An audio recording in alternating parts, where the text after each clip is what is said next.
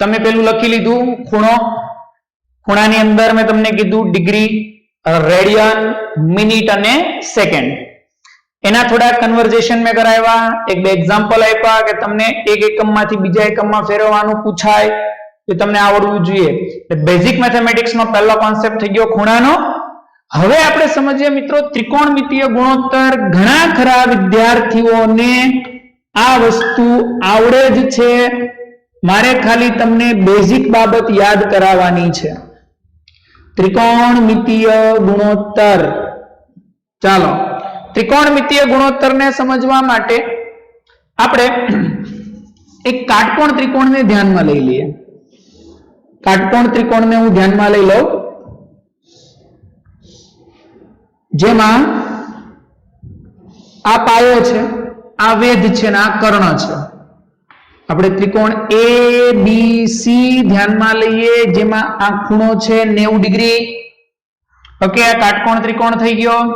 માની લો કે આ ખૂણો છે મારી પાસે θ. હવે સમજો આ શું કહેવાશે? બીસી બાજુ શું કહેવાશે? θ ની પાસેની બાજુ કહેવાશે. આ શું કહેવાશે? θ ની પાસેની બાજુ. આ શું કહેવાશે મિત્રો? θ ની સામેની બાજુ. મેં θ અત્યારે અહીંયા લીધો છે એટલે. અને આ થઈ ગયો કર્ણ. ચલો, ત્રિકોણમિતીય ગુણોત્તર. તમને ખબર છે ત્રિકોણમિતીય વિધેયોમાં આપણે મેઇન 3 વિધેય ભણતા હોઈએ છે. 6 આપણે 3 સમજતા હોઈએ, જેમાંનું પહેલું વિધેય છે સાઇન. જે સાઇન θ નું સૂત્ર શું છે મિત્રો? સામેની બાજુના છેદમાં કર્ણ. જ્યાં તમને કાટકોણમાં θ આપ્યો છે, કાટકોણ ત્રિકોણમાં θ ની સામેની બાજુ છેદમાં કર્ણ. બીજું વિધેય છે મિત્રો cos θ, પાસેની બાજુના છેદમાં કર્ણ. અને ત્રીજું વિધેય છે tan θ, સામેની બાજુના છેદમાં પાસેની બાજુ. હવે તમને ખબર છે આ સિવાયના બીજા 3 છે. સાઇન નું વ્યસ્ત cosec θ, cosec θ એટલે 1/sin θ, કર્ણના છેદમાં સાબા. બીજું છે sec θ, sec θ એટલે 1/cos θ, કર્ણના છેદમાં પાબા. ત્રીજું છે cot θ, 1/tan θ, પાબાના છેદમાં સાબા. એટલે સાઇન નો વ્યસ્ત cosec, cos નો વ્યસ્ત sec અને tan નો વ્યસ્ત cot. આ 6 ત્રિકોણમિતીય વિધેય આપણને ખબર છે. હવે જો આપણે શું સમજવાનું છે એની વાત કરીએ. ત્રિકોણમિતીય વિધેયની કિંમતો આપણે સમજવાની છે. ત્રિકોણમિતીય વિધેયની કિંમતો સમજવાની છે. સમજતા પહેલા હું તમને 2 વસ્તુ જરા સમજાવી દઉં. આકૃતિ પરથી કાટકોણ ત્રિકોણો એટલે તમને એટલો બેઝિક આઈડિયા હશે જ. કાટકોણ ત્રિકોણમાં બેઝિક આઈડિયા બધાને હશે કે કર્ણ સામેની બાજુ કરતાંય મોટો અને પાસેની બાજુ કરતાંય મોટો. કર્ણ is greater than સાબા અને કર્ણ is greater than પાબા. હવે તમને એક વસ્તુ પૂછવા માંગુ છું, એનો મને જવાબ આપજો. કર્ણ મોટો છે સામેની બાજુ કરતા, એટલે છેદ વધી ગયો. અંશ કરતા છેદ વધે તો આ જવાબ 1 કરતા નાનો આવી શકે? જવાબ 1 કરતા નાનો આવી શકે?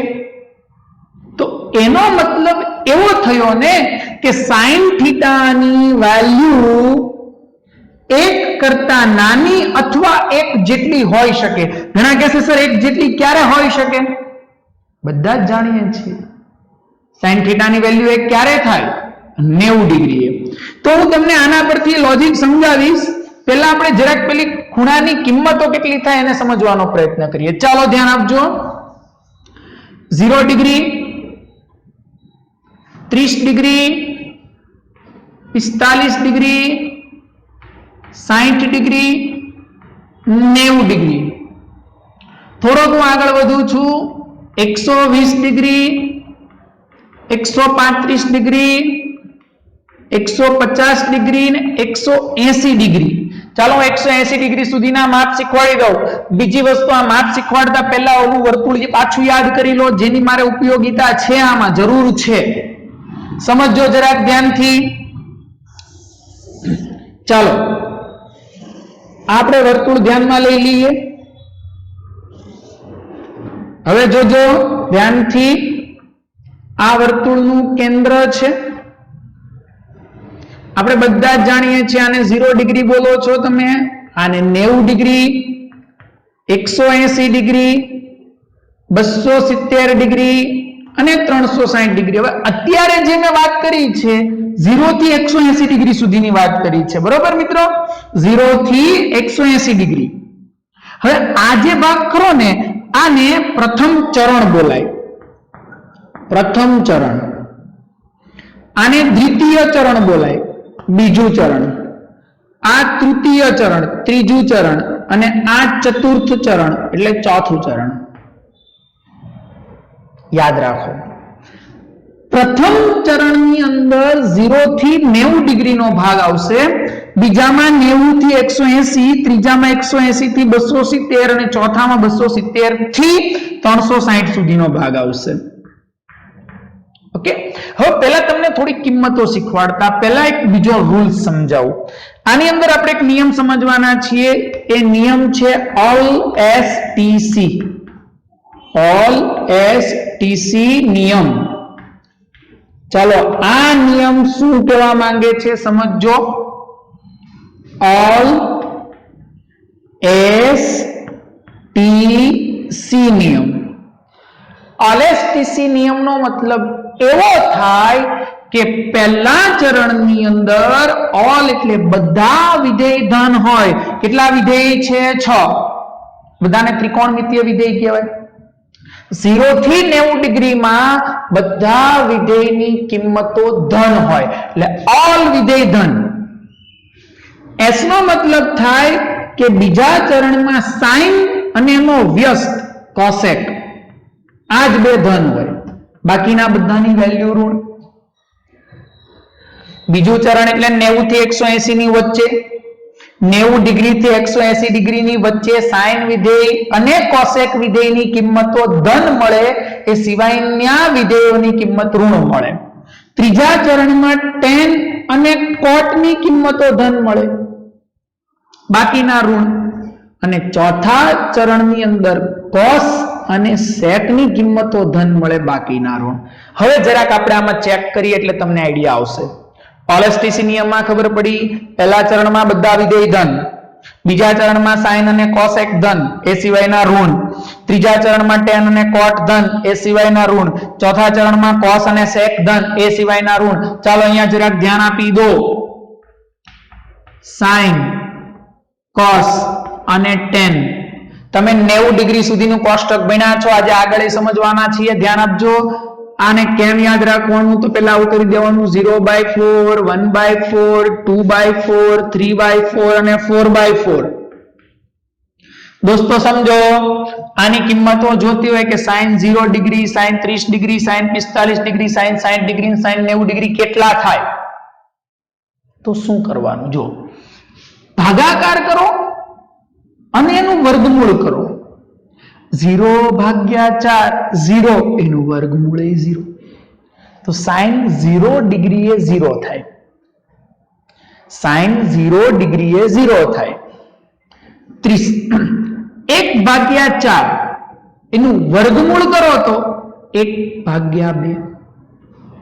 તો sin 30 ડિગ્રીની કિંમત 1/2 થાય.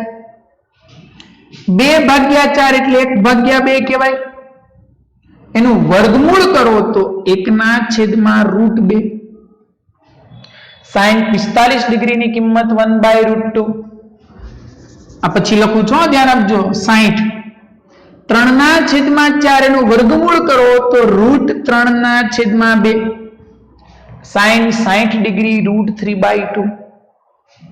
4/4 એટલે 1, 1 નું વર્ગમૂળ 1, તો sin 90 ડિગ્રી 1. સમજાય છે વાત?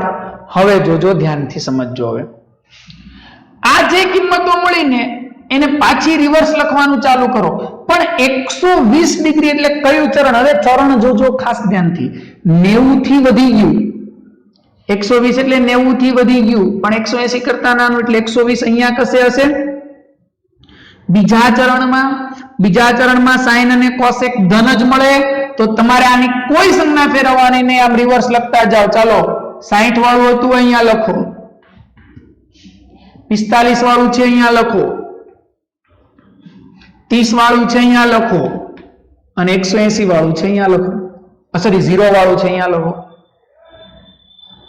સમજાઈ ગઈ વાત? હા. હવે ઘણા વિદ્યાર્થીને આવડી ગયું હશે સર 180 થી 270 જવું હોય તો પછી આ જે વેલ્યુ લખશો એ બધી માઇનસ મૂકવી પડશે. શું કામ? કારણ કે 180 થી 270 એટલે કયું ચરણ? ત્રીજું. ત્રીજામાં tan અને cot જ ધન હોય, sin કેવું થઈ જશે? ઋણ. ક્લિયર? ચાલો cos માટે લખીએ જરાક. હવે cos માં તમારે શું કરવાનું છે? આ લાઈન ભૂલી જજો. cos માં શું કરવાનું? પહેલા 90 સુધી ચાલો, આમ રિવર્સ લખો. પહેલા આ વેલ્યુ cos 0 ડિગ્રીએ 1 થાય, cos 0 ડિગ્રીએ 1 થાય, cos 30 ડિગ્રીએ √3/2 થાય, 45 તો 1/√2 થાય, 60 1/2 થાય, અને cos 90 ડિગ્રીએ 0 થાય. હવે મજા આવશે. 120 ડિગ્રી એટલે કયા ચરણની વાત કરો છો? બીજું ચરણ. બીજા ચરણમાં કોણ ધન? sin અને cosec, પણ હું લખું છું શું? cos. બીજા ચરણમાં cos કેવું? ઋણ. તો આ જ વેલ્યુને ઊંધી છાપો પણ ઋણ કરીને, -1/2, -1/√2, -√3/2, -1. ક્લિયર? સમજ પડી? આવકામ માઇનસ લખ્યા કારણ કે બીજું ચરણ, બીજા ચરણમાં cos ઋણ હોય. ચાલો tan ની કિંમત લખાવો. બધાને ખબર tan θ એટલે sin θ ના છેદમાં cos θ. તો આપણું નોર્મલ સૂત્ર જ છે, tan θ એટલે sin θ ના છેદમાં cos θ. આના ભાગ્યા કરો 0 ભાગ્યા 1 એટલે 0. આનો ભાગાકાર કરો 2 કેન્સલ તો 1/√3. આખું પદ ઉડી ગયું એટલે 1, 2 વહી ગયા એટલે ઓન્લી √3. 1 ના છેદમાં 0 એટલે અવ્યાખ્યાયિત અનંત. ઓકે. ચાલો 120 એટલે બીજું ચરણ. બીજા ચરણમાં કોણ ધન? sin અને cosec ધન. હું લખું છું tan, તો tan કેવું? ઋણ. તો ઊંધું ચાલુ કર, -√3, -1, -1/√3. 0 ને તો કઈ સંજ્ઞા ન આપો તો ચાલે. ખ્યાલ આવ્યો આની અંદર? સમજ પડી તમને? હવે મેં જો રૂલ્સ શીખવાડ્યામાં જો ઓલ પ્રથમ ચરણમાં બધા વિધેય ધન હોય. તમે જો આમાં ક્યાંય ઋણ દેખાય? 0 થી 90 ડિગ્રી એટલે પ્રથમ ચરણ. ક્યાંય ઋણ નથી, બધી જ કિંમતો ધન છે, એટલે પહેલા ચરણમાં બધા વિધેયની કિંમતો ધન મળે. બીજા ચરણમાં તમે જુઓ તો sin જ ધન છે, cos અને tan ઋણ છે. એમ હજી આગળ ચાલો ને તો tan cot cos sec i મળે. જે આગળ ચાલો તો એ વસ્તુ તમને મળે. પણ હવે આની અંદર એક બીજી વસ્તુ સમજવાની છે આપણે. આની અંદર એવું સમજવાનું છે, માની લો કે આ એકમ વર્તુળ છે. ધારો કે આ એકમ વર્તુળ છે. એકમ વર્તુળ એટલે જેની ત્રિજ્યા 1 એકમ હોય. ત્રિજ્યા કેટલી હોય? 1 એકમ. આ ત્રિજ્યા 1 એકમ હોય. 1 મીટર, 1 સેન્ટીમીટર, 1 કિલોમીટર, બરાબર? હવે 1 એકમ ત્રિજ્યા હોય તો હું તમને એમ પૂછું છોકરાઓ કે આ બિંદુના યામ મારે લખવા છે, તો આ બિંદુના યામ તમે મને શું લખાવશો? x યામ 1, y યામ 0. આ બિંદુના યામ મારે લખવા છે, તમે શું લખાવશો? x યામ 0, y યામ 1, કારણ કે આ y અક્ષ છે, આ x અક્ષ છે. આ બાજુ ઋણ x, સંખ્યા રેખા જાણો ને, 0 ધન x તો ઋણ x. આના યામ મને લખવા છે તો તમે શું લખાવશો? આના યામ યસ x અક્ષ -1, y યામ 0, કેમ કે ત્રિજ્યા 1 છે એટલે x અક્ષમાં -1, y આમ 0. આમાં શું લખાવશો? x આમ 0, y આમ -1. હું સમજાવવા શું માંગુ છું હવે જરાક ધ્યાનથી મુદ્દો પકડજો. x આમ 1 છે, તમે જુઓ ને, તો એનો મતલબ એવો છો ને x આમ cos વિધેયને અનુસરે છે. જુઓ, ને y આમ sin વિધેયને અનુસરે છે. તમે જોવો 0 ડિગ્રી પર x આમ 1 છે, y આમ 0 છે, cos 1 છે, sin 0 છે. એનો મતલબ થઈ ગયો x આમ cos વિધેયને અનુસરે અને y આમ sin વિધેયને અનુસરે. અહીંયા જો 90 ડિગ્રી x આમ 0, 90 ડિગ્રી x આમ 0, x આમ એટલે cos, 90 ડિગ્રી y આમ 1, y આમ 1. તો હું તમને શું પૂછવા માંગુ છું ખબર? તમને એવું પૂછે કે sin વિધેયનો વિસ્તાર જણાવો. sin વિધેયનો વિસ્તાર -1 થી મોટો અને +1 થી નાનો અથવા એના જેટલો. તો તમે જો હું કહું y આમ લેવાનો, sin એટલે y આમ, તો તમે y આમ જુઓ તો અહીંયા 1 છે ને અહીંયા -1, એટલે એનો મતલબ એવો થયો કે sin વિધેયની કિંમતો -1 થી +1 ની વચ્ચે હોય. -1 હોય અને 1 હોય, પણ એની વચ્ચેની કિંમત હોય. એટલે નાનામાં નાની sin ની કિંમત કેટલી? -1 ની ક્યાં થાય? 270. મોટામાં મોટી sin ની કિંમત કેટલી? 1. એ ક્યાં થાય? 90. π/2 રેડિયને. π/2 રેડિયને. સમજાય છે વાત? એટલે રેડિયનમાં યાદ રાખજો ભાઈ. તમને અહીંયા પૂછવામાં આવે તો આ કેટલા રેડિયન થશે મિત્રો? π/2. આ કેટલા થશે? π. આ કેટલા થશે? 3π/2. આ કેટલા થશે? 2π. અહીંયા જરાક રેડિયન લખાઈ દો. ચાલો આને કાઢી નાખો.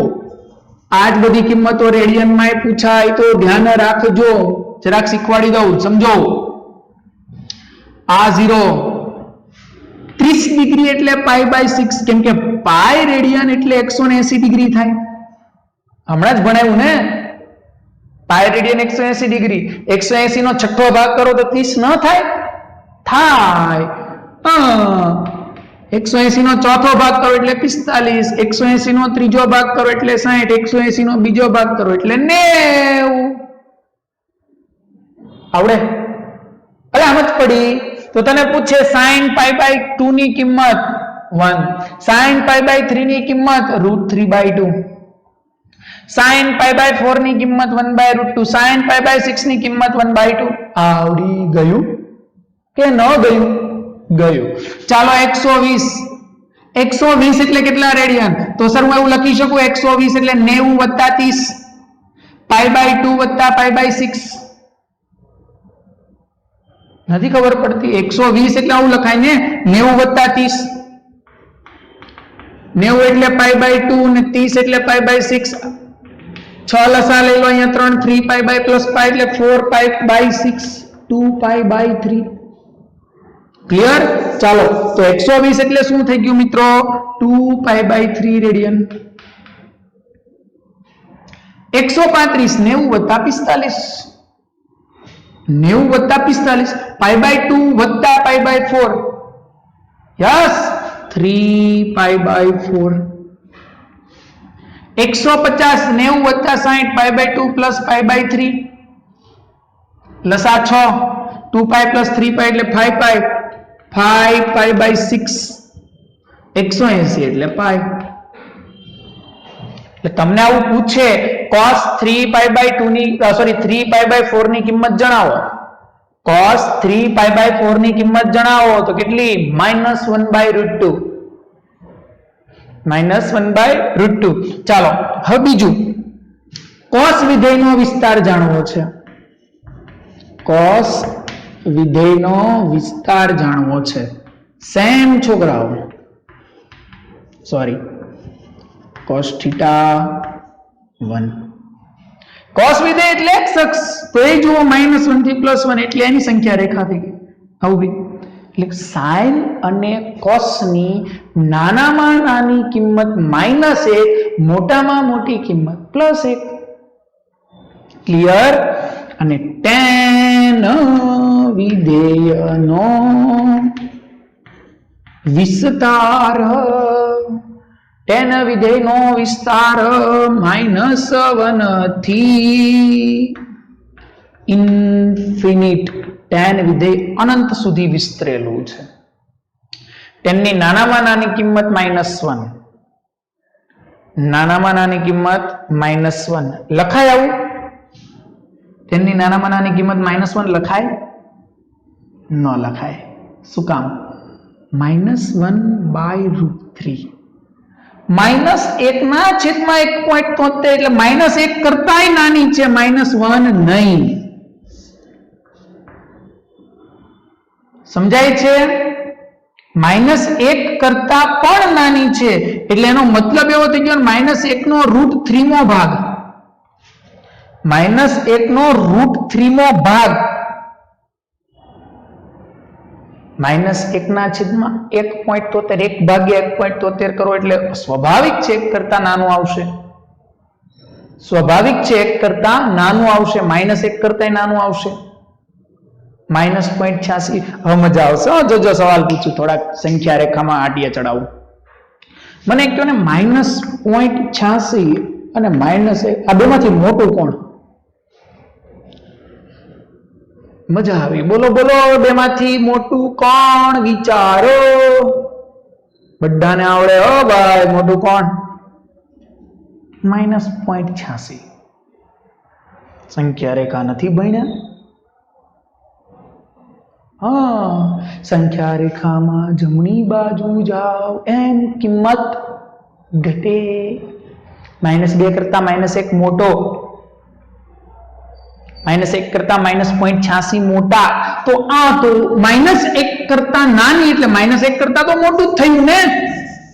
તો સર આ વસ્તુ લખી શકાય. એટલે ભૂલમાં તમે એવા ગોટે ન ચડતા કે સરે એવું કીધું -1 કરતા મોટી અથવા એનો જેટલી, તો આ તો -1 કરતા નાની નો થઈ, નહીં, -1 કરતા મોટી થઈ. કેમ? માઇનસમાં જેમ કિંમત ઘટે ને વેલ્યુ મોટી થાય, -2 કરતા -1 મોટા. મેં એવું કીધું ને તમને. વિસ્તારો યાદ રાખો, સાઇન, કોસ અને tan વિધેયના વિસ્તાર આ રીતે મળે. ચાલો તો આમાંથી એક સરસ મજાની ત્રિપુટી, તમે બધા જ ભણેલા છો, ત્રિપુટી જરાક યાદ કરાવી દઉં, તમને બધાને આવડે જ છે હે ને. ત્રિપુટી પાયથાગોરસ પરથી તમે જાણેલા જ છો. हो जा, शुरू हो जा. 3, 4, 5. આ ખૂણો તો 90 છે. 3, 4 અને 5 ની ત્રિપુટી હોય ત્યારે મિત્રો આ એંગલ કેટલો થશે? 37 ડિગ્રી. તો આ કેટલો થશે? 53 ડિગ્રી. નાના ખૂણાની સામે, સોરી, નાની બાજુની સામેનો ખૂણો નાનો. ઘણા એવે કે છે 37 જ શું કામ, 53 જ શું કામ, અહીંયા બીજો કોઈ ખૂણો કેમ નહીં? એનું રીઝન છે, સમજો.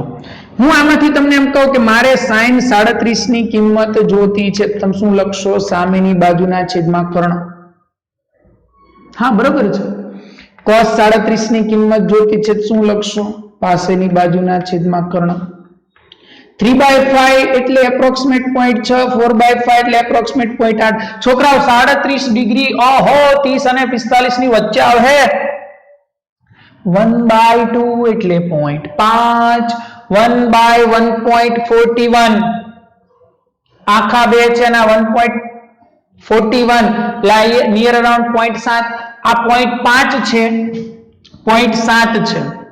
તો એની વચ્ચેની કિંમત આવી જોઈએ ને. 37 એટલે એની વચ્ચેનું માપ છે. 0.5 કરતા મોટું, 0.7 કરતા નાનું આવવું જોઈએ, તો આવી ગયું 0.6. પડી आगे बढ़. cos 37, ओहो, इधर इधर इधर इधर इधर इधर √3/2 1.73 ભાગ્યા 2 એટલે 0.86. 1.1 ના છેદમાં 1.414 એટલે 0.7, 0.86 અને 0.7 ની વચ્ચે 0.8. હવે સમજાણું શું કામ આવે? હવે આવી ન ખબર પડે ને તો બીજી પ્રેક્ટિકલ રીત શીખવાડું. તમે ફૂટપટ્ટીથી માપ લઈને આ બાજુઓ દોરજો, પછી કોણ માપકથી ખૂણા માપજો, આટલા જ થશે. માપી જોજો એકવાર. પણ આમાંથી એક વસ્તુ તમને ખબર પડી. પહેલા ચરણમાં 0 થી 90 બાજુ જાવ એમ sin વધતું વિધેય, tan વધતું વિધેય, cos ઘટતું વિધેય. રેડી? તમને મેં હમણાં શીખવાડ્યું હતું, આપણે જો એન્ટી ક્લોકવાઇઝ જઈએ એમ પ્રથમ ચરણમાં sin અને tan મિત્રો વધતા વિધેય છે. sin અને tan વધતા વિધેય છે. જ્યારે તમે 0 થી 90 ડિગ્રીએ જાઓ એમ cos ઘટતું વિધેય છે. sin અને tan વધતા વિધેય છે. જોઈ શકો છો 0 થી 1 થયું ને, 0 થી અનંત થયું ને. cos જુઓ 1 થી 0 થયું. ખબર પડી વાતમાં? એટલે પહેલા ચરણમાં 0 થી 90 જામ sin અને tan વધતું વિધેય ને cos ઘટતું વિધેય છે. એટલે ત્રિપુટી તમે ધોરણ 10 ની અંદર ભણ્યા છો 3 4 5 90 53 37. ચાલો આમાંથી તમને એક નાનકડો એવો સવાલ પૂછું, તમે જરાક વિચારીને મને આન્સર આપજો. તમે વિચારીને આન્સર આપજો. આ 90 ડિગ્રી છે, આ 3, આ 4 અને આ 5. તમને પૂછવામાં આવે આ ખૂણો કેટલો? મોટી બાજુ છે તો એનો સામેનો ખૂણો મોટો, એટલે આ કેટલો હશે? 53 ને આ કેટલો હશે? 37.